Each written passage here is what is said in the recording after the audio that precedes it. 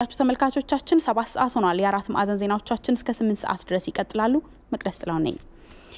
የኢፌዴሪ ጠቅላይ ሚኒስትር አብይ አህመድ አሻራችንን በማኖር ለኢትዮጵያ አረንጓዴ ምንጣፍ እንዘርጋላት በማለት ጥሪ ያቀረቡ። ጠቅላይ ሚኒስትር አብይ በማህበራዊ ትስስር ገጻቸው ባስተላለፉት መልእክት የአረንጓዴ ልማት ጥቅምን በመረዳት መስራት ያስፈልጋል ብለዋል። አሻራችን ከስነ ውበት በላይ ነው። የምንተነፍሰው አየር ነው፣ የምንጠቀመው እንጨት ነው። በተፋሰስ በኩል ለግብርና ስራዎች የሚደርስ የውሃ አቅርቦት ነው ሲሉም ጽፏል። አረንጓዴ አሻራ የብዝሃ ህይወትን የመመጣጠን እንደሚፈጥርና የምግብ ዋስትናን ለማረጋገጥ ወሳኝ መሆኑንም አስረድተዋል። የተፈጥሮ ቱሪዝም መስህብን ያሻሽላል፣ የአፈር መሸርሸርን ይከላከላል፣ የጎርፍ አደጋንም ያስቀራል በማለት ጠቅላይ ሚኒስትሩ ልማቱ የሚያስገኛቸውን ጥቅሞች አብራርተዋል። በኢትዮጵያ አረንጓዴ አሻራ የደን ልማትን ለማካሄድ ካለፈው ሳምንት ጀምሮ የ5 ቢሊዮን ችግኞች ተከላም ተጀምሯል። ባለፈው ዓመት 4 ቢሊዮን ችግኞች የተተከሉበት እንቅስቃሴም የተደረገ ሲሆን ከተተከሉት ችግኞች መካከል 84 በመቶ የሚሆኑት መጽደቃቸውን የግብርና ሚኒስቴር አስታውቋል።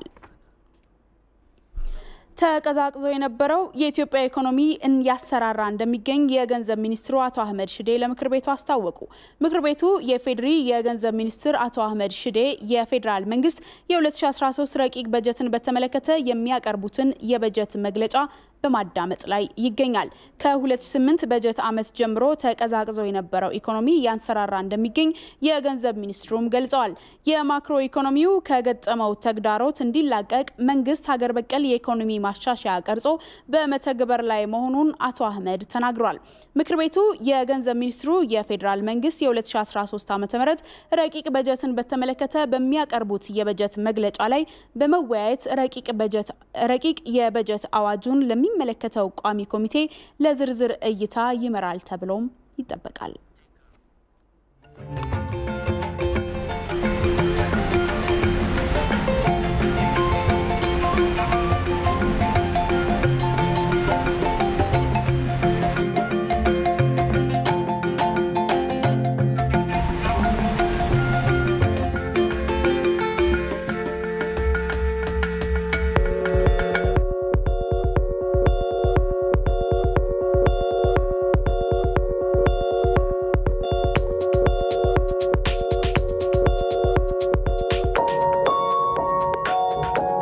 ኢትዮጵያ ውስጥ ከ50 ሚሊዮን በላይ ህዝብ የኤሌክትሪክ ላይት አያገኝም። በ21ኛው ክፍለ ዘመን አሁንም በኩራዝ ይጠቀማል።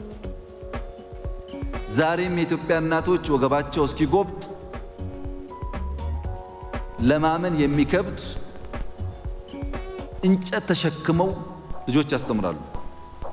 እኛ ወገባችን የእናቶቻችን ወገብ አይጉበጥ፣ ኤሌክትሪክ ላይት እናገኝ ማለት ቤዚክ መብት እንጂ ሌሎች መጉዳት አይደለም። የግብጽ ወንድሞቻችን ከ98% በላይ ኤሌክትሪክ ላይት ያገኛሉ። ማደግ እንፈልጋለን።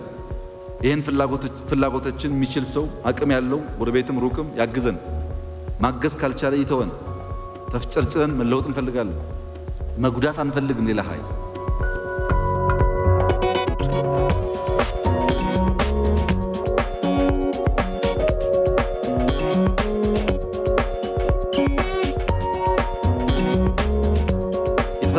ጠብቅ በአራት ዓመት 20 ቢሊዮን ዛፍ እንትከል። እንደዚህ ያለ በዓለም ውስጥ አንድም ሀገር የለም።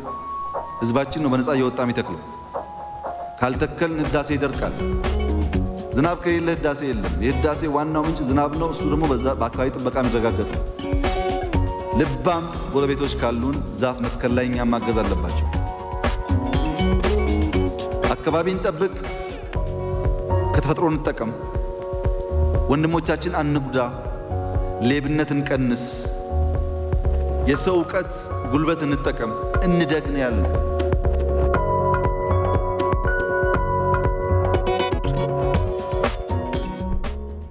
በታላቁ የኢትዮጵያ ህዳሴ ግድብ ዙሪያ እየተካሄደ ባለው የሶስትዮሽ ድርድር ላይ ኢትዮጵያ ለታችኞቹ የተፋሰሱ ሀገራት አቋሟን ግልጽ አደረገች።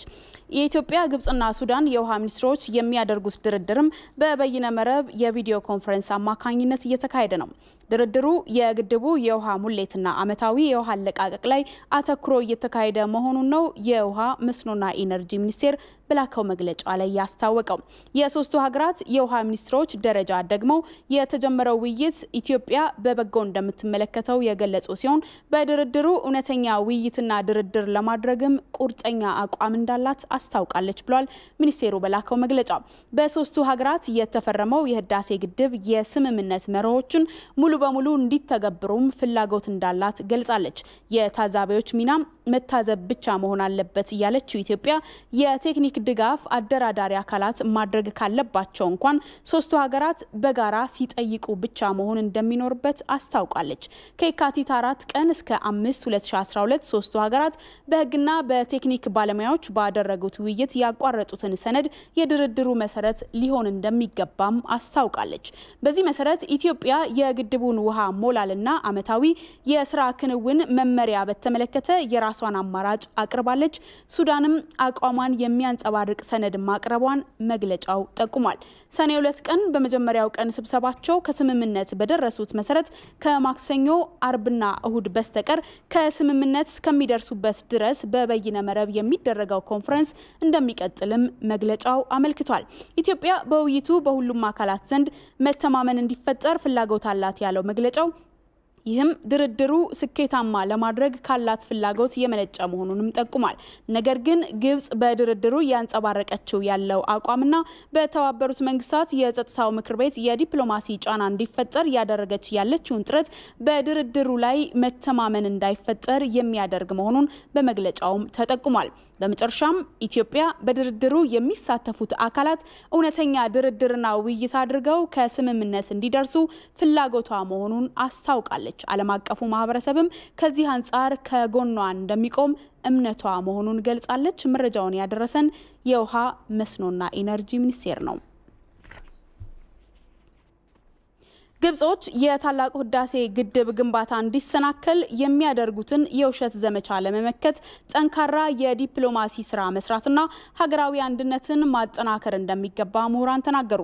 ዓለም አቀፍ ተቋማት ላይ ለኢትዮጵያ የሚሟገት ባለመኖሩ ምክንያት ለግብጽ ፕሮፓጋንዳ ምቹ ሁኔታ ሲፈጠር እንደነበርም ነው ምሁራኑ የገለጹት። ቶማስ ኃይሉ ከምሁራኑ ጋር ቆይታ አድርጓል። የኢትዮጵያ የታላቁ ህዳሴ ግድብ ከዳር እንዳይደርስና እንዲሰናከል ከሚያደርጉ የግብጽ ሙከራዎች መካከል ዘመናትን የተሻገረ የሐሰት ትርክትና የፍትሃዊ ተጠቃሚነትን የሚጭኑ የቅኝ ግዛት ውሎች እንዲተገበሩ የተለያዩ ዘዴዎችን ተጠቅማለች ይላሉ በኮተቤ ሜትሮፖሊታን ዩኒቨርሲቲ የህግና የታሪክ መምህሩ ዶክተር አልማው ክፍሌ። እኛን አደናግረው ታሪካዊ ስህተት እንድንሰራ ነው የሚያደርጉን። ማደናገር አለ። ስለዚህ ምንም አፈና ነው፣ ማደናገር ነው፣ ማተራመስ ነው። ትንንሽ ቁስሎችን እየፈለጉ ኢትዮጵያ ውስጥ እያመሳቀሉ ጽንፈኛ ቡድኖችን እየፈጠሩ የኢትዮጵያ ራዕይ እንትን እንዳይሆን ሪያሊስቲክ እንዳይ ኢትዮጵያ የምታቀዳቸው ነገሮች እንዲከሽፉ አመጻ እንዲበዛ አገሩታል። በታሪክ ኢትዮጵያና ግብጽን የሚያዛምዷቸው ውሎች ቢበዙም ግብጽ የአባይን ወንዝ በበላይነት ለመጠቀም እንድትችል የማትፈነቅለው ድንጋይ አልነበረም። ይህ ደግሞ ሀገር ውስጥም ጭምር አለመረጋጋትን ለመፍጠር የሄደችባቸው ርቀቶች ማሳያዎች ናቸው የሚሉት የሕክምና ባለሙያውና በማህበራዊ ትስስር ገጾች ስለ ህዳሴው ግድብ መረጃዎችን በማጋራት የሚታወቁት ዶክተር አበበ ሀረጎይ ናቸው። ሙሉ ለሙሉ መቆጣጠር ይፈልጋሉ። ውስጣችን ዲስቴብላይዝ ያደርጉናል። ኤጀንቶቻቸው አሁን ኢትዮጵያ ውስጥ አሉ። በተለያዩት አሁን የብሔረሰብ የሚባለው ግጭት ውስጥ የነሱ እጅ አለበት። ከተማችን ውስጥ አሉ፣ መስጊዶች ውስጥ አሉ፣ የተለያዩ ቦታዎች አሉ እንትኖቻቸው አቀንቃኞቻቸው ማለት ነው። እና የውጭ ጠላት አለን፣ የውስጥ ጠላት አለን። በሌላ በኩል ግን የግብጽ ፖሊሲዋ በራሱ በአባይ ወንዝ ዙሪያ የፍትሃዊ ተጠቃሚነትን መሰረት አድርጎ የተቀረጸ እንደሆነም ተገልጿል። አንደኛ አፈናን የኢትዮጵያን የውጭ ግንኙነት አፍኖ ነው ግብጽ የሚንቀሳቀስ። አሁን ኢንተርናሽናል ዲፕሎማሲያችን በግብጽ የተመሳቀለ ነው። ዩኤን ውስጥ ብድር ብትጠይቅ አታገኝም። እኛ ተለቅ ያለ ሰው ስለ ኢትዮጵያ የሚያወራ የተባበሩት መንግስታት ውስጥ ኢንተርናሽናል ኦርጋናይዜሽን ውስጥ የለንም። እነሱ ግን እስከ 200 ስታፍ አላቸው ዩኤን ውስጥ። በዲፕሎማሲው ዘርፍም ይሁን በሌሎች መስኮች የህዳሴው ግድብ እስኪጠናቀቅ በትኩረት መስራት እንደሚያስፈልግም ምሁራኑ ገልጸዋል። እንግዲህ ግብጽ ብዙ ገንዘብ የምታወጣበት ስትራቴጂ አላት። በዚህ በአባይኛ ምንም ማች ልናደርገው ማንችለው ደራሲዎች አሏት።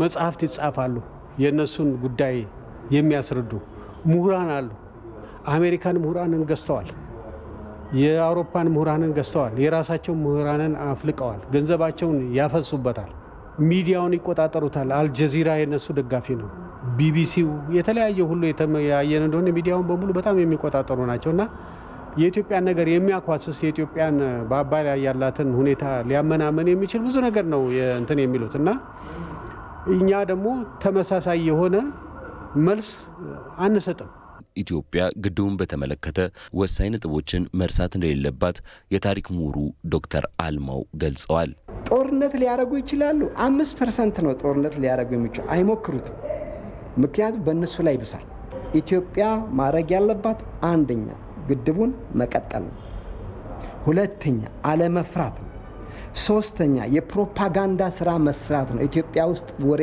ስለ አባይ የለም ቸኩሎ ስምምነቶች ላይ አለመፈረም ነው ስምምነቶች መብላላት አለባቸው ምክንያቱም እነሱ አባይን ከጥንት ጀምሮ ከትውልድ ተረካክቦ መረጃቸው ጢም ነው ስለ አባይ እኛ ገና ይሄድን ነው ስለዚህ አታለው ጎል ያስከብባል የተደራጁ ተጫዋቾች ናቸው በአባይ ዙሪያ ቸኩሎ ይሄ ስምምነቶችን አለ ማብረድ ነው የህዝብ ለህዝብ መድረኮችን ማመቻቸት የዲፕሎማሲ ስራዎችን በተገቢ መልኩ መስራት እንዲሁም ግድቡ እስኪጠናቀቅ ድጋፍ ማድረግ እንደሚያስፈልግም ምሁራኑ ጠቁመዋል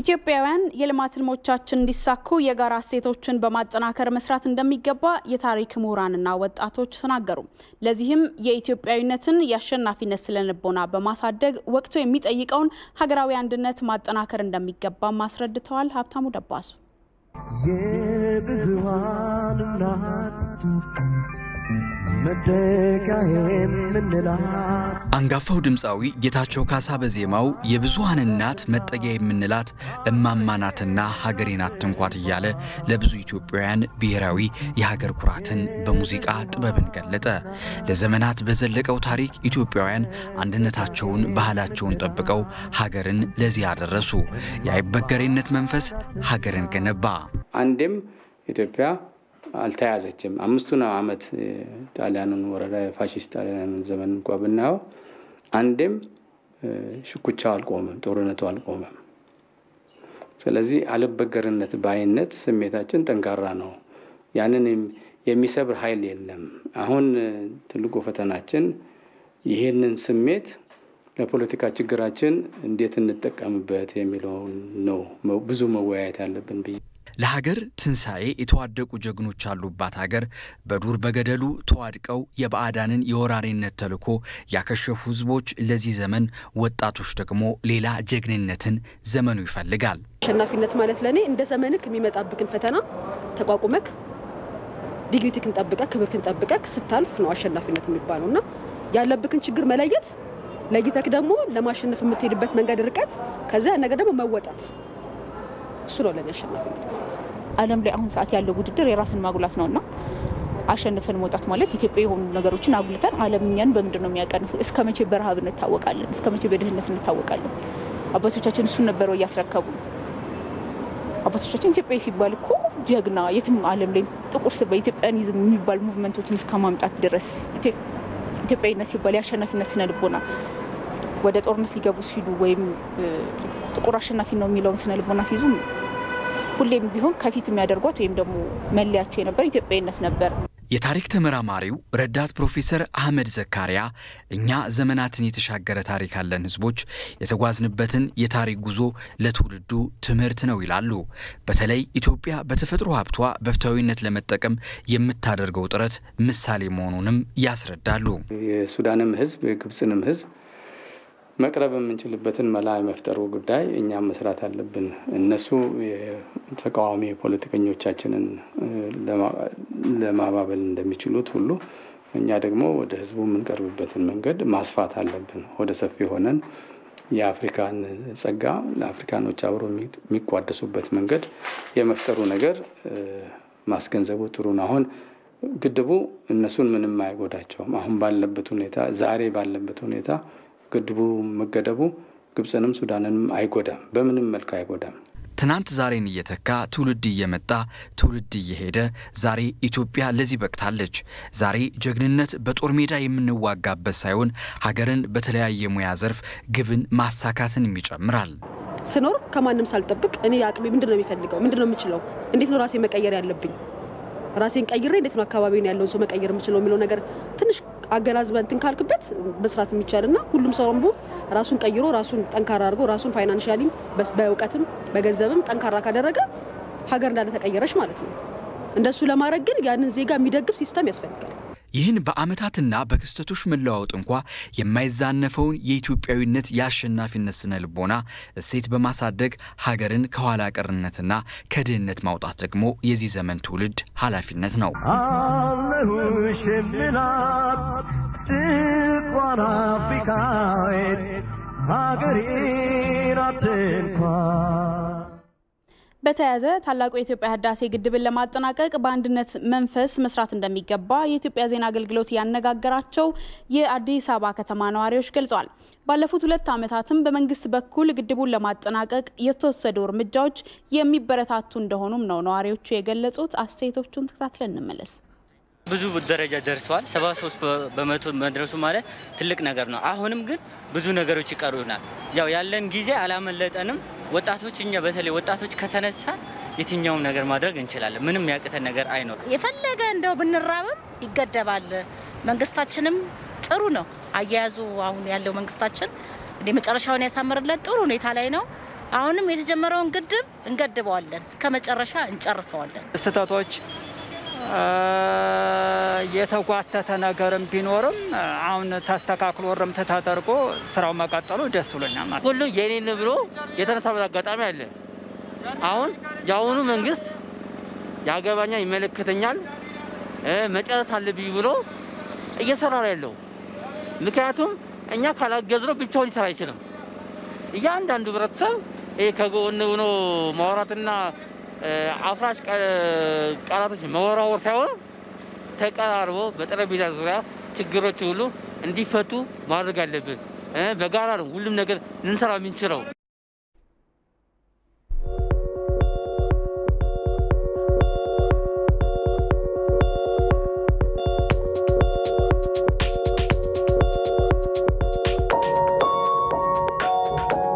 ኢትዮጵያ ውስጥ ከ50 ሚሊዮን በላይ ህዝብ የኤሌክትሪክ ላይት አያገኝም በ21ኛው ክፍለ ዘመን አሁንም በኩራዝ ይጠቀማል ዛሬም የኢትዮጵያ እናቶች ወገባቸው እስኪጎብጥ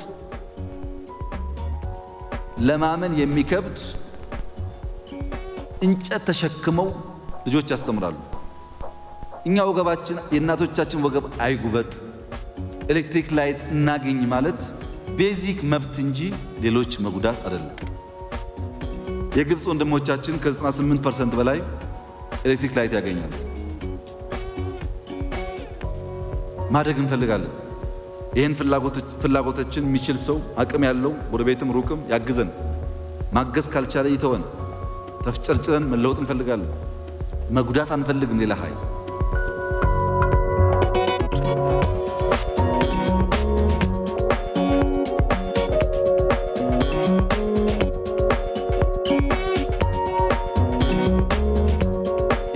እንጠብቅ በ4 ዓመት 20 ቢሊዮን ዛፍ እንትከል እንደዚህ ያለ በዓለም ውስጥ አንድም ሀገር የለም ህዝባችን ነው በነፃ እየወጣ የሚተክለው ካልተከልን ህዳሴ ይደርቃል ዝናብ ከሌለ ህዳሴ የለም የህዳሴ ዋናው ምንጭ ዝናብ ነው እሱ ደግሞ በአካባቢ ጥበቃ የሚረጋገጥ ነው ልባም ጎረቤቶች ካሉን ዛፍ መትከል ላይ እኛም ማገዝ አለባቸው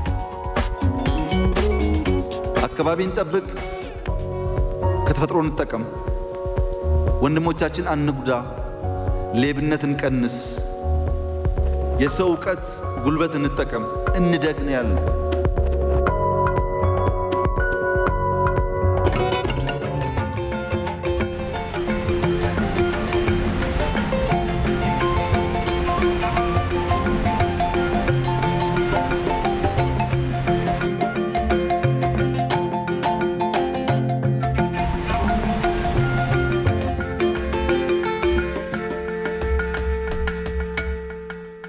በኢትዮጵያ የኮሮና ቫይረስ ወደ ማህበረሰቡ በመሰራጨቱ ምክንያት በቫይረሱ የሚያዙ ሰዎች ቁጥር እንዲጨምር ማድረጉን የኢትዮጵያ ሕብረተሰብ ጤና ኢንስቲትዩት አስታውቋል። የቫይረሱን ስርጭት ለመግታት የማህበረሰቡ ጥንቃቄ ከምን ጊዜውም በላይ ያስፈልጋል ተብሏል። ትግስቴሻ ነው። በኢትዮጵያ የኮሮና ቫይረስ ወረርሽኝ ከተከሰተ ወዲህ በቫይረሱ የሚያዙ ሰዎች ቁጥር በየዕለቱ በከፍተኛ ሁኔታ እየጨመረ ይገኛል።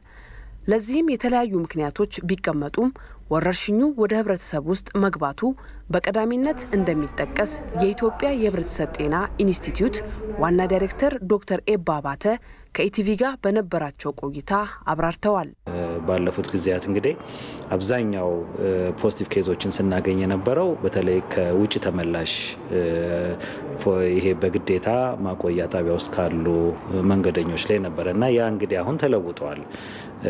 ማህበረሰብ ውስጥ በተለይ ጠንከር ብሎ እየገባበት ያለበት ሁኔታ እንዳለ ያየንበት ያንንም ተመርኩዞ ደግሞ በምንመረምርበት ወቅት በዛ ያሉ ፖዚቲቭ ኬዞችን እያገኘን ያለንበት ሁኔታ አለ እና ከቅርብ ጊዜያት ወዲህ ይሄ የማህበረሰብ ስርጭት ወይም በእንግሊዝኛው አጠራር ሎካል ትራንስሚሽን የምንለውን በተለይ እንደ አዲስ አበባ አይነት ያሉ ትልልቅ ከተሞች ላይ እንዳለ ስላረጋገጥን ያ ራሱን ችሎ ደግሞ የሚያመጣው የቫይረሱ ጭማሪ የሁለቱ ድምር ውጤት ነው ብለን መናገር እንችላለን። በሌላ መልኩ ደግሞ በተለያዩ አካባቢዎች የተጀመሩት የኮሮና መመርመሪያ ማዕከላት መስፋፋት በቫይረሱ የተያዙ ሰዎች ቁጥር ሪፖርት እንዲያድግ ማድረጉን ዋና ዳይሬክተሩ ገልጸዋል። የመመርመር አቅማችን እጅግ ውስን ነው። ኦልሞስት ዜሮ ምንም ከሌለበት ነው እንግዲህ አሁን በምንነጋገርበት ወቅት ወደ 8000 ቴስቶችን በቀን ሊያሰራ የሚችል አቅም በአገሪቱ ውስጥ ለመገንባት የተቻለውና ያ የራሱ የሆነ ሚና አለው የሚል እምነት አለኝ።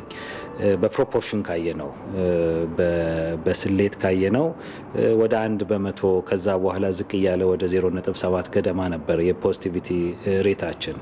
አሁን እንግዲህ ባለው ሁኔታ ካየነው እስከ ትላንቱ ድረስ ወደ 1.4% ነው። ስለዚህ ለውጦች አሉት፣ ግን ብቸኛ አይደለም።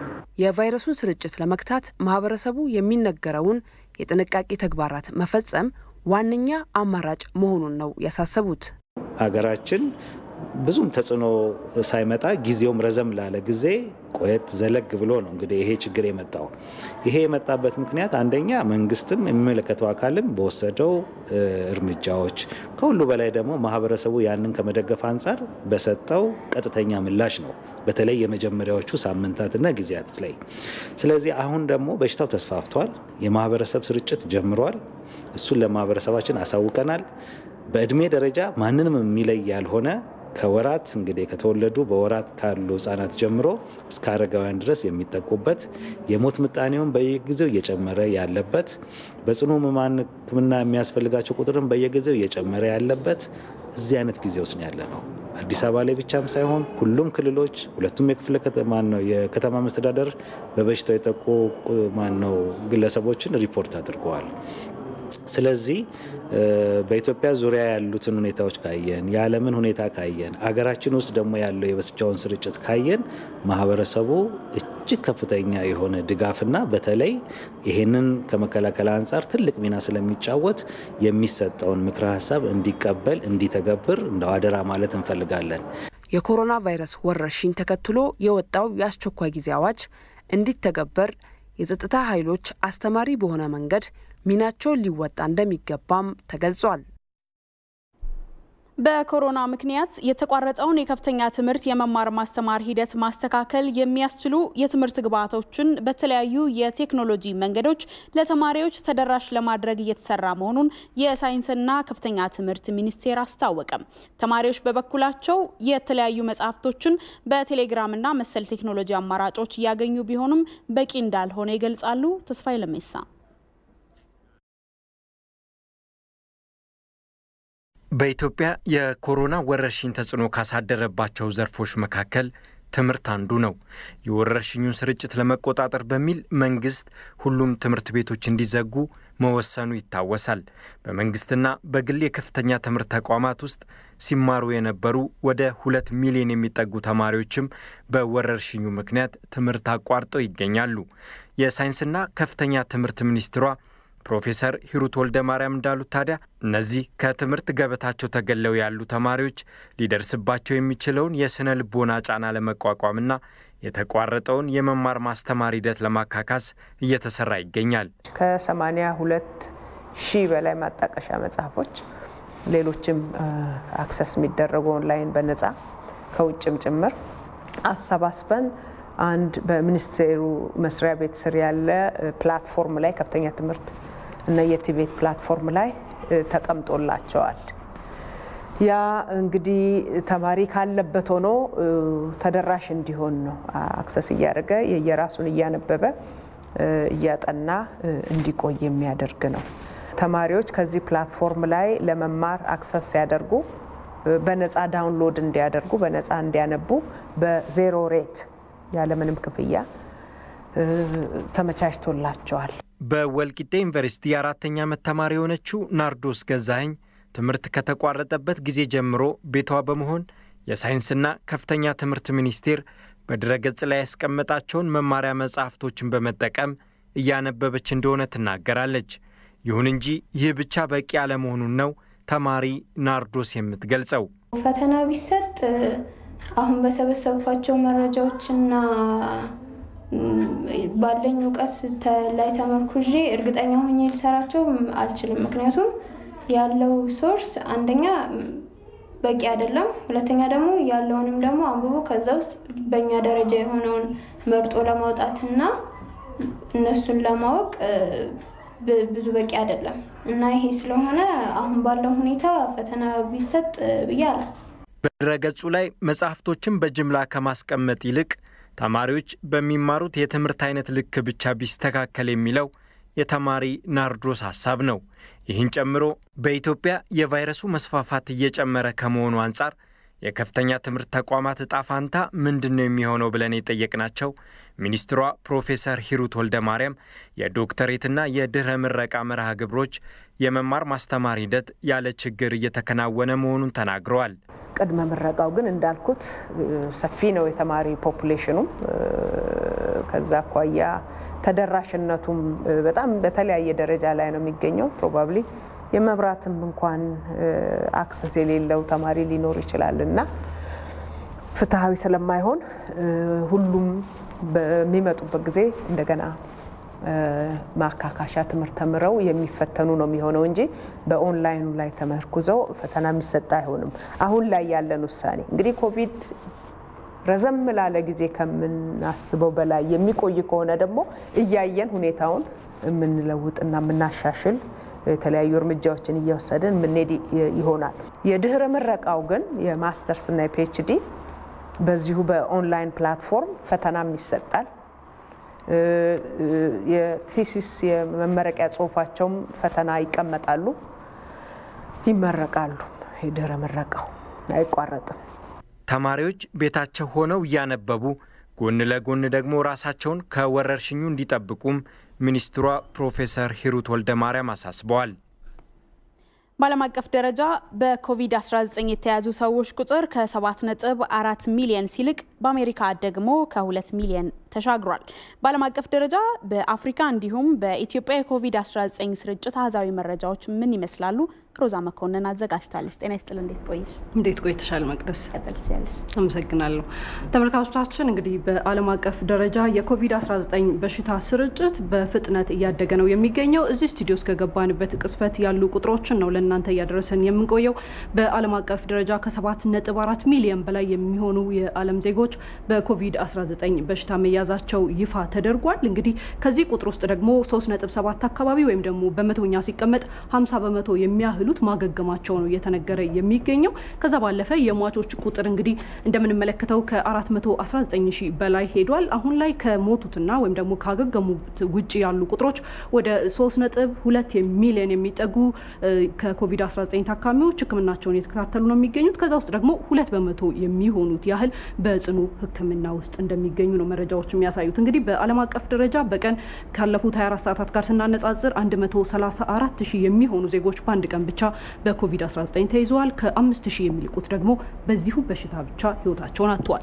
በሀገራት ደረጃ ዝርዝሩን ስንመለከት አሜሪካ ቀዳሚውን ስፍራ ትይዛለች። እንግዲህ በአሜሪካ ከ2 ሚሊዮን በላይ የሚሆኑ ዜጎች በኮቪድ-19 በሽታ ተይዘዋል። ባለፉት 24 ሰዓታት ውስጥ ስንመለከት ያለውንም ሁኔታ እንግዲህ በአሜሪካ ብቻ ከሚደረጉ የግማሽ ሚሊዮን የሚጠጉ ምርመራዎች 20,000 ሰዎች በቫይረሱ ተይዘው ያድራሉ በአንድ ቀን ብቻ ማለት ነው። እንግዲህ በአሜሪካ አሁን ላይም በአንድ ቀን ውስጥ እስከ 1,000 የሚደርሱ ዜጎች ህይወታቸውን እያጡ እንደሆነ ነው የሚጠቀሰው። በሁለተኝነት የምትቀመጠው ብራዚል ናት። እንግዲህ ብራዚል ከግማሽ ሚሊዮን ልቋል አጠቃላይ ቁጥሩ ወይም ደግሞ ወደ 775,000 በላይ ዜጎቿ በኮቪድ-19 ተይዘዋል። በብራዚል ባለፉት 24 ሰዓታት ብቻ ያሉ መረጃዎች እንደሚያሳዩት ከሆነ ከ33,000 በላይ የሚሆኑ ዜጎች በኮቪድ-19 ተይዘዋል። እንዲሁም ደግሞ ከ1,300 በላይ የሚልቁ ዜጎች ህይወታቸውን በዚሁ ምክንያት አጥተዋል። በሶስተኝነት የምትቀመጠው ደግሞ ሩሲያ ናት። እንግዲህ ሩሲያ ከስር ወደ ላይ የመጣች ሀገር ናት። እነ ስፔን እነ ጣሊያን በነበሩ ጊዜ በዛ ልክ በተመቱ ጊዜ በኮሮና ቫይረስ በዛ ልክ የነበረች ሀገር አልነበረችም። አሁን ግን በቀን ከ8,000 በላይ ኬዞችን ያገኘች የምትገኝ ሀገር ናት ባለፉት 24 ሰዓታት ውስጥ ሲነጻጸር ማለት ነው። በተነጻጻሪነት ወደ አፍሪካ ነው የምናመራው። እንግዲህ በጥቅሉ በአፍሪካ ያሉ ኬዞችም ከጊዜ ወደ ጊዜ ያሻቀቡ እንደመጡ ነው መረጃዎች የሚያመላክቱት። በጥቅሉ ከ212 ሚሊዮን በላይ ከ212,000 በላይ ዜጎች በኮሮና ቫይረስ መያዛቸው በአፍሪካ እየተነገረ ነው። እንግዲህ ከዛ ውስጥ ወደ 5,718 በላይ የሚሆኑ ዜጎች ደግሞ ህይወታቸውን አጥተዋል። በአጠቃላይ በቀን በአፍሪካ ከ6,000 በላይ የሚልቁ ቁጥሮች በኮሮና ቫይረስ እየተያዙ እንደሆነ ነው የሚያመላክቱት። በአፍሪካ የመጀመሪያውን ቦታ የምትይዘው ብዙ ምርመራ አድርጋለች የምትባለው ደቡብ አፍሪካ ናት። በደቡብ አፍሪካ ያሉ ቁጥሮች እንደሚያመለክቱት ከ55,000 በላይ የተረጋገጡ ኬዞች አሉ። ባለፉት 24 ሰዓታት ውስጥም በዚች ሀገር ከ2,000 በላይ አዳዲስ ኬዞች እየተገኙ ነው የሚገኙት። በሁለተኝነት ያለችው ደግሞ ግብጽ ናት። በግብጽ እንግዲህ ያሉ ኬዞች እየጨመሩ እንደሆኑ ማሳያዎች አሉ። ወደ 38,000 በላይ ዜጎች በኮቪድ ተይዘዋል። በአንድ አዳር ግን እስከ 1,400 በላይ ኬዞች እየተገኙ እንደሆነ ነው የሚያሳዩት። በመጨረሻ የሚቀመጠው በአፍሪካ ወይም ደግሞ በሶስተኝነት ከሶስቱ ናይጄሪያ ናት። ናይጄሪያ ብዙ ምርመራ ያላደረገች ከአህጉሩ እንደ ህዝብ ብዛቷ ምርመራ ያላደረገች ሀገር ተብላ የምትጠቀስ ናት። ነገር ግን ያላት ቁጥር በከፍተኛ ደረጃ እየጨመረ መምጣቱን ነው የሚያሳየው። ወደ ቅርብ ወደ ኢትዮጵያ ደግሞ ስንመጣ መረጃዎች እንደሚያሳዩት እንግዲህ በኢትዮጵያ እስካሁን ላይ ከ158,000 በላይ የተደረጉ ምርመራዎች እንዳሉ ይታወቃል። አሁን ላይ እንግዲህ በሀገሪቱ በአጠቃላይ የዛሬውን የ24 ሰዓት ሪፖርት ሳይጨምር ማለት ነው ያለው ቁጥር 2,506 ዜጎች በኮሮና ቫይረስ መያዛቸው ታውቋል። ከዛ ውስጥ 35 ያህል ዜጎች ደግሞ ህይወታቸው ማለፉ እንደዚሁ ተነግሯል። ወደ 401 የሚጠጉ ወይም ደግሞ 401 የሆኑ ዜጎች ደግሞ ከማገገማቸው ነው እየተነገረ የሚገኘው። ኢትዮጵያ እንግዲህ የምርመራ አቅሟን በማሳደግ በቀን ከ6,000 በላይ ዜጎችን እየመረመረች የምትገኝ ሀገር ናት። በጥቅሉ ግን አሁን ላይ ያሉ ቁጥሮች እጅግ አሳሳቢ እንደሆኑ ከ3 ወር በፊት ኮቪድ ሲመጣ ከነበረበት በ300 እጥፍ ባለፉት ሳምንታት እየጨመረ መምጣቱን ነው መረጃዎች የሚያሳዩትና እዚህ አካባቢ ሰፊ የሆነ የመከላከል ስራዎች ከዜጎች እንደሚጠበቁ ማሳያ የሚሆኑ ቁጥሮች እየወጡ ነው የሚገኙት ማለት ነው። በዚሁ አጋጣሚ እንግዲህ ጥንቃቄ ሊለየን አይገባም። አራቱ የህጎችን መተግበር ተገቢነት እንዳለው ለማስተዋወስ እንወዳለን። ለዛሬው ያለን መረጃ ይህን ይመስላል። አመሰግናለሁ መቅደስ። አመሰግናለሁ ሮዛ። ወደ ሀገር ውስጥ ጉዳያችን ስንመለስ በአፋር ክልል ዞን 1 ኤሊአዳር ወረዳ ዲኤች ኦቶ ከተማ የኮቪድ-19 ስርጭትን ለመከላከል የሚያግዝ የድንበር ተሻጋሪ የጭነት ተሽከርካሪዎች ተርሚናል ግንባታ ተጀምሯል። ተርሚናሉ ሲጠናቀቅ በቀን ከ1,000 በላይ ተሽከርካሪዎችን ማስተናገድ እንደሚችል የትራንስፖርት ሚኒስትሯ ወይዘሮ ዳግማዊት ሞገስ ተናግረዋል። ተርሚናሉ ለቫይረሱ ተጋላጭ የሆኑ የረጅም ርቀት አሽከርካሪዎችን ጤና ለመጠበቅና በተሻለ መንገድ ስራቸውን እንዲያከናውኑ ለማድረግ እንደሚያግዝም ተናግረዋል። የድንበር ተሻጋሪ አሽከርካሪዎቻችን ተጋላጭ ናቸው ለችግሩ። ስለዚህ እነሱን እንዴት እንጠብቃለን? እነሱን እንዴት አሳርፈን ጤንነታቸውን አረጋግጠን ከሀገር ቤት ወደ ጅቡቲም ሲሄዱ ከጅቡቲም ወደ ሀገር ቤት ሲመለሱ እዚያ አረፍ እያሉ ጤናቸው እየተመረመረ አስፈላጊው ፋሲሊቲም ተሟልቶላቸው እንዲሄዱ ለማድረግ ነው የተዘጋጀው። ስለዚህ እንግዲህ በአጭር ጊዜ ለኮቪድ መከላከል በቀጣይነት ደግሞ እንደ አንድ የሀገር አቋራጭ ተርሚናል ሆኖ በምስራቅ አፍሪካ በተቀመጠው ስታንዳርድ መሰረት እንዲያድግ የምንጠብቀው ቦታ ነው። የተርሚናሉ አጠቃላይ ወጪም 180 እስከ 200 ሚሊዮን የሚደርስ ይሆናል ያሉት የትራንስፖርት ሚኒስትር ዴኤታ አቶ አወል ወግሪስ ከ90 በመቶ በላይ የሀገሪቱ ወጪና ገቢ የንግድ እንቅስቃሴ በሚካሄድበት ኮሪደር ላይ የተርሚናሉ መገንባት ለአሽከርካሪዎችና ለአካባቢው ሕዝብም በርካታ ጥቅሞች ይኖረዋል ብለዋል። ፕሮጀክቱ ብዙ ገንዘብ የሚጠይቅ መሆኑ አይቀርም። ለአሁኑ ከ170 እስከ 200 ሚሊዮን ብር ያስፈልገናል። ሆኖም ግን በጀቱ ሊጨምር ይችላል። እኛ ይህንን ቦታ የምንፈልገው ለአሁኑ ሰዓት ብቻ ሳይሆን ለወደፊትም ጭምር ነው። ቦታው ትልቅ የደረቅ ወደብ ይሆናል። በአካባቢው ሰዎች ይሰፍራሉ። ምግብ ቤት፣ ሻይ ቤቶች እንዲሁም ሌሎች ለኑሮ የሚያስፈልጉ እንቅስቃሴዎች እንዲሁም ልማቶች በቦታው ላይ ይሰራሉ። እንደ ሪፖርተራችን አሊሚራህ ሙሳ ዘገባ የአፋር ክልል ርዕሰ መስተዳድር አቶ አወል አርባ የተርሚናሉ ስራ በፌዴራል መንግስት የሚሰራ ቢሆንም በክልሉ ድጋፍ እንደሚደረግለትና በአንድነት የሚሰራ መሆኑን ተናግረዋል። የፌዴራል ፕሮጀክትና የአፋር ፕሮጀክት ብሎ ነገር የለም። ሁሉንም አንድ ሆነን በጋራ ነው እየሰራን ያለነው። መጀመሪያ 8 ሄክታር ጠይቀውን ነበር። በኋላ ፍላጎታቸው በመጨመሩ 16 ሄክታር መሬት የይዞታ ማረጋገጫ ሰርተፊኬት አዘጋጅተን ሰጥተናቸዋል። እንደምታዩት ወደ ስራ ገብተዋል። በአንድ ወር ውስጥም አገልግሎት እንደሚጀምር ነግረውናል። የመኪና ማቆሚያ ተርሚናል ማለት ትልቅ ፕሮጀክት ነው። በርካታ የአፋር ወጣቶችም የስራ ዕድል ያገኛሉ። ከውጭ ምንጭ ወዳገኘነው ዘገባ ስንሻገር ደግሞ ኮቪድ-19ን ለመከላከል እየተደረገ ባለው ጥረት ተጨማሪ ኢንቨስትመንት እንዲደረግ የዓለም ጤና ድርጅት ጥሪ ያቀረበ። የድርጅቱ የስራ ኃላፊዎች በወቅታዊ የኮሮና ወረርሽኝ ዙሪያ ጋዜጣዊ መግለጫ ሰጥተዋል። ቫይረሱ አሳሳቢ መሆኑን የገለጹት የዓለም ጤና ድርጅት ዳይሬክተር ጀነራል ዶክተር ቴድሮስ አድሃኖም ለተሻለ ነገር ኃላፊነታችንን ልንወጣ ይገባል ብለዋል። ይሄ አዲስ ቫይረስ ነው። ሁሌም እየተማርንበት እንገኛለን። ለሳይንስም አዲሱ ቫይረስ ቀላል ነገር አይደለም። እንደኛ እምነት የተሻለ ዓለም እንዲኖረን የማድረጉ ኃላፊነት የኛ ነው። ገንቢ ውይይት በማድረግና ሳይንሱን በማሳደግ ይህን እናሳካ። የኮቪድ-19 ኮሮና ቫይረስ በዓለም አቀፉ ማህበረሰብ ላይ የተጋረጠ አደጋ መሆኑን የተናገሩት የድርጅቱ የአስቸኳይ ጊዜ ጤና መርሃ ግብር ዳይሬክተር ሚካኤል ራይን ችግሩ እንደተከሰተ ልዩ ትኩረት ሰጥተው በመከላከሉ ላይ የሚሰሩ ውጤታማ መሆናቸውን አንስተዋል። በአንዳንድ ሀገራት በታየው የበሽታው ስርጭት መቀነስም መዘናጋት አይገባም ነው ያሉት ሚካኤል ራን። By no means is this over. If we look at the numbers over the last በየትኛው መልኩ ችግሩን መቋቋም አልተቻለም። ያለፉት ሳምንታት መረጃዎች ስርጭቱ የቱ ጋር እንዳለ ያመለክታሉ። በአብዛኛው ሀገራት ስርጭቱ እየጨመረ ነው። በነገሩ ላይ በሚገባ ማሰብ አለብን። ሀገራት እያደረጉ ላለው ጥረትም ተገቢውን ድጋፍ ልንሰጥ ይገባል። ቬትናም የኮቪድ-19 ኮሮና ቫይረስን በመከላከሉ ላይ ውጤታማ የሆነችው ህዝቡና መንግስት በቅንጅት ኃላፊነታቸውን በመወጣታቸው መሆኑን የአሜሪካ የበሽታ መከላከያና መቆጣጠሪያ ማዕከል አስታወቀ። የቻይና ጎረቤት በሆነችው ቬትናም ቫይረሱ ከተገኘባቸው 333 ሰዎች መካከል 320ዎቹ ሲያገግሙ አንድ ሞት በሀገሪቱ እስካሁን አልተመዘገበም። ሰይፉ ገብረ ጻዲቅ ተጨማሪ ዘገባ አለው። ከ97 ሚሊዮን በላይ ህዝብ ያላት ቬትናም የቻይና ድንበርተኛ ናት። በፈረንጆቹ 2003 በቻይና ሳርስ ሲቀሰቀስ የመጀመሪያ መዳረሻም ቬትናም ነበረች። በቻይና ሁቤ ግዛት ውሃን ከተማ ኮቪድ-19 የተሰኘው ወረርሽኝ መጠነ ሰፊ ጉዳት ሲያደርስ በዚች ሀገር ግን ቫይረሱ የተስፋፊነት እድል አላገኘም። በቬትናም የአሜሪካ የበሽታ መከላከያና መቆጣጠሪያ ማዕከል ተወካይ ዶክተር ማትሞር ህዝቡና መንግስት ተናበው መስራታቸው ችግሩን በብቃት እንዲመክቱት አስችሏቸዋል ይላሉ።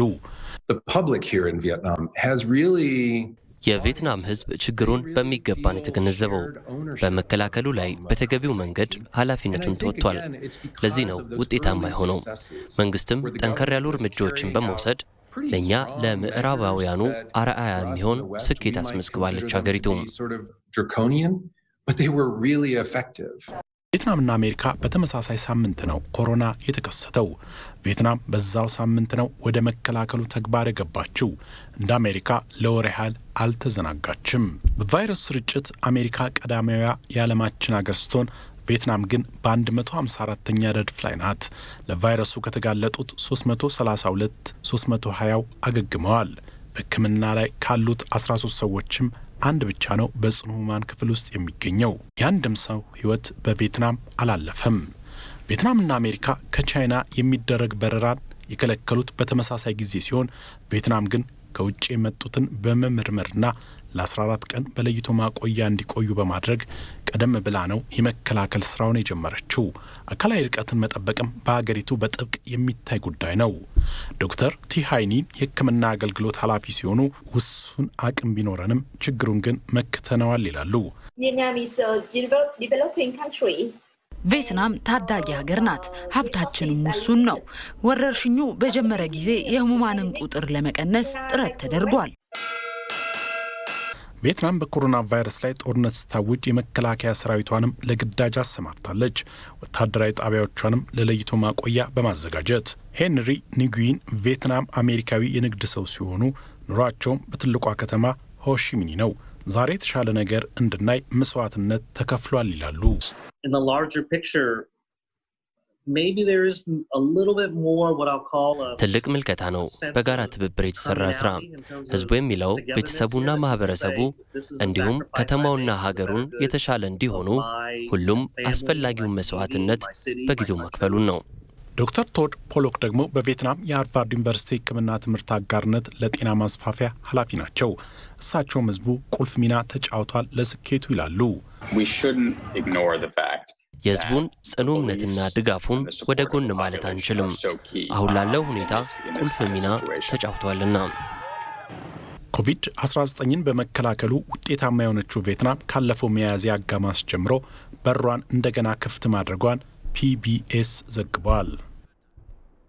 ወደ ሀገር ውስጥ ጉዳዮቻችን ተመለስን። የኢትዮጵያ መንገዶች ባለስልጣን 25.8 ቢሊዮን ብር የሚያወጡ 15 የመንገድ ፕሮጀክቶችን ለመጀመር የሚያስችለውን ስምምነት ከተቋራጮች ጋር ተፈራርሟል። የመንገዶቹ ግንባታ ሙሉ ወጪ በኢትዮጵያ መንግስት የሚሸፈን ሲሆን በአማካኝ ከ1 ዓመት ከ6 ወር እስከ 4 ዓመት ድረስ ለማጠናቀቅ እቅድ ተይዟል። የሚገነቡት መንገዶች በጠቅላላው 1022 ኪሎ ሜትር ርዝመት አላቸው። በግንባታው ላይ 7 የሀገር ውስጥና ሌሎች የውጭ ሀገር የስራ ተቋራጮች እንደሚሳተፉበትም ተገልጿል። ከሚገነቡት መንገዶችም 13ቱ በአስፓልት ኮንክሪት የሚሰሩ ሲሆን አንድ የጠጠር መንገድ ግንባታና አንድ ከባድ የመንገድ ጥገናም ስራም ተካተዋል። የመንገዶቹ ግንባታ በሚጀመርባቸው አካባቢዎች ለማህበረሰቡ የስራ ዕድል ለመፍጠርና የግብርና ምርቶችን ወደ ገበያ በቀላሉ እንዲደርሱ በማድረግ የአካባቢው ማህበረሰብ ተጠቃሚ ያደርጋሉም ተብሏል። እንደ ሪፖርተራችን አለሚልፉ ዘገባ መንገዶች በተያዘላቸው ጊዜ እንዲጠናቀቁ እንደሚሰሩም ውሉን የተፈራረሙት ተቋራጮች እየገለጹ ሲሆን ባለስልጣኑም ጥብቅ ቁጥጥርና ክትትል እንደሚያደርግ ገልጿል። በመጪው የክረምት ወቅት ከ11 ሚሊዮን በላይ ችግኝ ለመትከል እቅድ ይዞ እየሰራ እንደሚገኝ የትግራይ ክልል ሰሜናዊ ምዕራብ ዞን አስታወቀ። በዞኑ ያለው የደን ጭፍጨፋና ህገወጥ ሰፈራን ለመከላከልም እየተሰራ እንደሚገኝ የዞኑ አስተዳደር ገልጿል። ሙልጌታ ተስፋዬ በአስገደ ጽምብላ ወረዳ የህጻጽ ቀበሌ ነዋሪዎች በአፈርና ውሃ ጥበቃ መርሃ ግብር ከሚሰሩት በተጨማሪ በፕሮጀክት መልክ ታቅፈው የተራቆቱ አካባቢያቸውን ለማልማት በትጋት እየሰሩ ይገኛሉ። ባለፉት 2 እና 3 ዓመታት የጥበቃና የማልማት ስራ የሰራባቸው የተራቆቱ ተራሮች አገግመው የሳር ምንጫቸው መሆን በመጀመራቸው ጥረታቸውን ማጠናከራቸውን ነዋሪዎች ገልጸዋል። ትናይ መጀመርኩ መጥቷል። መጀመሪያ ስራው የሚጠቅመና አይመስለንም ነበር። አሁን ግን ብዙ ተሞክሮ አግኝተናል። ሳርን ለቤት ክዳንም ሆነ ለእንስሳት ከዚህ መጠቀም ጀምረናል። አርቃይና ጉሞሮ ተተክሎ መጽደቅ ጀምሯል። ህዝቡም ጥቅሙን ተረድቶ እየሰራ ነው ያለው። ያው እስካሁን እዚህ በጣም ተደረቀና ማይካ ይህ አካባቢ ደረቃማ ነው፣ ውሃ አይገኝበትም ነበር። በተሰራው የእርከን ስራ ግን ከተራራው ስር እስከ ቅርብ ወራት ድረስ ውሃ ማመንጨት ተችሏል። ለእንስሳት የሚሆን ድርቆሽ ደግሞ እንደምታየው እስካሁን አለ። ይህ ሊሆን የቻለው አካባቢው በሚገባ ስለተጠበቀ ነው። ይህ የአፈርና ውሃ ጥበቃ ስራ እየሰራበት የሚገኘው ተራራማ ቦታ 660 ሄክታር መሬት የሚሸፍን ሲሆን ባለፉት ዓመታት በተሰሩ ስራዎች እያገገመ መጥቷል። ነፃ ወፍር ዕቃ ሐመድን ማይን ተሰርሕልኝ ለዚህ ይህ አካባቢ የነፃ ጉልበት የአፈርና የውሃ ጥበቃ ስራ የተሰራበት ነው። በዚህ በኩል ያለው ደግሞ በዲአርዲአይፒ ፕሮጀክት የተሰራ ነው። አምና ይህ የምትመለከቱት ከማዶ ያለው ስፍራ የተራቆተ ነበር። በተሰራው ስራ ግን ከፍተኛ ለውጥ ተመዝግቧል። የአርቃይና ጎሞሮ ክላስተር ተብሎም ተለይቷል። የህብረተሰቡም ተሳትፎ እያደገ መጥቷል። ነዋሪዎቹ በነጻ ጉልበትም ሆነ በፕሮጀክት መልክ ንቁ ተሳትፎ እያደረጉ የሚገኙ ሲሆን ለቀጣዩ ክረምትም የችግኝ ጉድጓድ ዝግጅት እያደረጉ ነው። በወረዳው 1.5 ሚሊዮን ችግኝ ለመትከልም ታቅዷል። ያው ተፈሳሱ የሚከናወነው ያው ግሪን ኢኮኖሚ ለማምጣት ነው ማለት ነው። እዚህ ላይ ብዙ እርከኖች የተሰሩ ነው። የችግኝ ጉድጓዶች የተቆፈሩ ነው ያሉት። የሚቀረን ያው ዝናቡ የሚመጣ አለ ወደ ቀበሌዎች ዲስትሪቢዩት አድርገን ለመትከል ነው ፈልገን ነው ያለን ማለት ነው። ተፋሰሱ ሙሉ በ1889 ሄክታር አለን ዘንድሮ በተለያዩ የአፈርና ውሃ ጥበቃ ስራዎች የተሰራ እሱ ላይ ለመትከል ነው ፈልገን ነው ያለን ማለት ነው። በሰሜናዊ ምዕራብ ዞን በቀጣይ የክረምት ወቅት ከ11 ሚሊዮን በላይ ችግኝ ለመትከልም ዝግጅት ተደርጓል። የችግኝ ዝግጅቱ 92 በመቶ ሲጠናቀቅ የጉድጓድ ዝግጅቱ ደግሞ 42 በመቶ ተገባዷል። በነጻ ወፍሪ ዕቃ ሐመድ ማይ ስራህናየን በአፈርና ውሃ ጥበቃ ዘመቻና በፕሮጀክት መልክ የተሰራው የአካባቢ ጥበቃ ከንክኪ ነጻ በማድረግ ተክል ችግኝ እንዲተከልበት ተግባብተን ወደ ስራ ገብተናል። እንደ ዞን በ280 ተፋሰስ 2860 ሄክታር መሬት በችግኝ ለመሸፈን አቅደን እየሰራን ነው። በዞኑ ያለው የጽድቀት መጠን ለመጨመርና የደን መመናመን ችግርን ለመቀነስ እየተሰራ ነው ተብሏል። ነባራት ዝነበረ አግራባት በዞናችን ነባር የደን የመጨፍጨፍ ችግር አለ። በመሆኑም ከመትከል በተጨማሪ የመከላከል ስራ እየሰራን ነው። ችግር ፈጣሪዎቹን እየለየን ጥበቃም እያደረግን ነው። በተጓዳኝም ህገወጥ ሰፈራን ለመከላከል እየሰራን እንገኛለን። የዘንድሮ የችግኝ ተከላ ጥናት ላይ የተመሰረተ የኩታ ገጠም አተካከል ስርዓት እንደሚከተልም ዞኑ አስታውቋል። ለኢቲቪ ዜና ሙልጌታ ተስፋይ ሸረንዳ ስላሰም። ከኢትዮጵያ ቴሌቪዥን የአራት ማዕዘን ዘገባዎቻችን ነው እየተከታተላችሁ የምትገኙ ተመልካቾቻችን። አሁን ደግሞ የቢዝነስ ዘገባ ሰዓት ላይ ደርሰናል። ሁናቸው ታዬ እየጠበቀ ነው። ጤና ይስጥልን። ጤና ይስጥልን መቅደስ፣ እንደምን ዋልሽ? አየር ሰዓቱን ለቢዝነስ ዘገባ ለቅያለሁ።